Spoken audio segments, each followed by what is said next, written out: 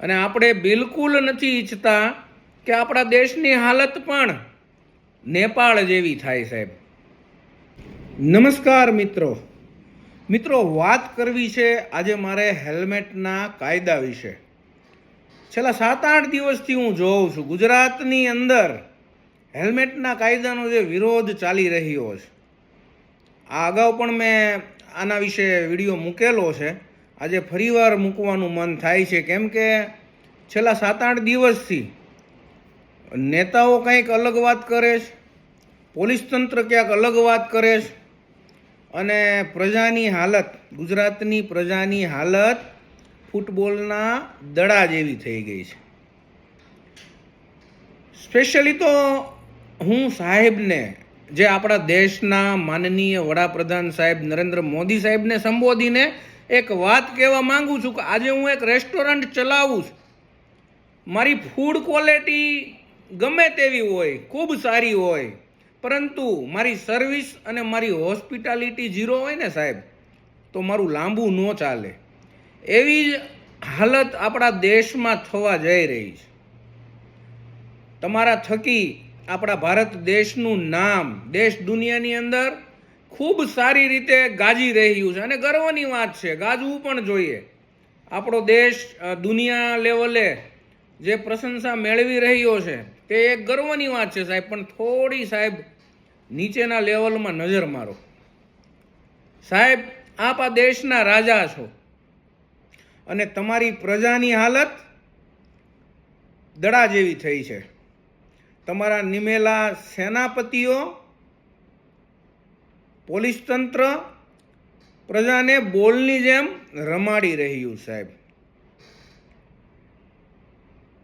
હેલ્મેટનો કાયદો અને સાથે સાથે હું તો એમ કહું છું કે સીટ બેલ્ટ પણ સિટી એરિયાની અંદર જરૂર નથી સાહેબ.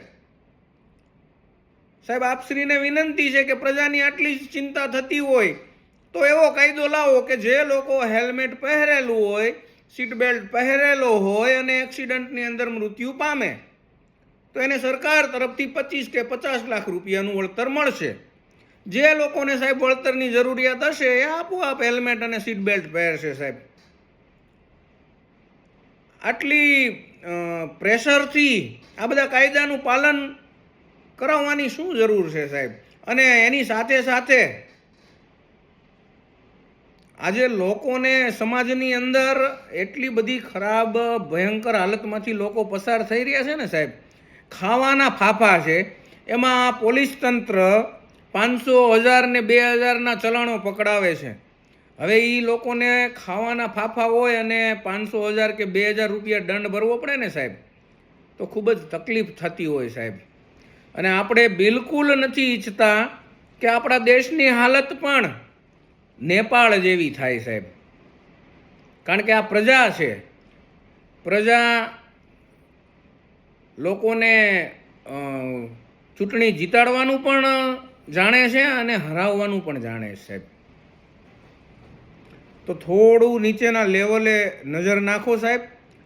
આ તમારી દુઃખી પ્રજા, એને આ બધી તકલીફ અને મુસીબતમાંથી બહાર આવે એવું થોડું ધ્યાન દોરો સાહેબ. આપશ્રીને વિનંતી છે. અને ઉત્તરોત્તર દેશની પ્રગતિ વિશ્વ લેવલે તો થાય જ, પણ નીચેના લેવલે પણ ખૂબ જ સારા સેનાપતિઓની નિમણૂક કરીને દેશનું યોગ્ય તંત્ર ચાલે ને એવું આપશ્રીને વિનંતી કરું છું. અને સાહેબ, હું તમને એક વાત ચોક્કસથી કહીશ કે આજે ચોમાસાનો સમય ચાલી રહ્યો છે. ઘણા લોકો છે ને ખાડાઓનો પણ વિરોધ કરી રહ્યા છે, અને સાચી વાત છે સાહેબ.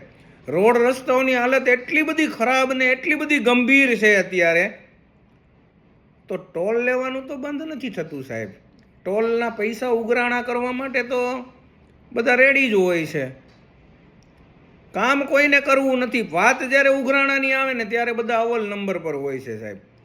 તો હેલ્મેટના કાયદા વિશે સ્પષ્ટતા જ નહીં સાહેબ, ગુજરાત સરકાર દ્વારા સ્પષ્ટતાની સાથે સાથે કાયદો સીટ બેલ્ટ અને હેલ્મેટનો સિટી વિસ્તારની અંદર નાબૂદ કરવામાં આવે ને તેવી જાહેરાત કરે સરકાર, અને આ પ્રજાજનોને અસમંજસમાંથી બહાર કાઢે એવી વિનંતી કરું છું સાહેબ.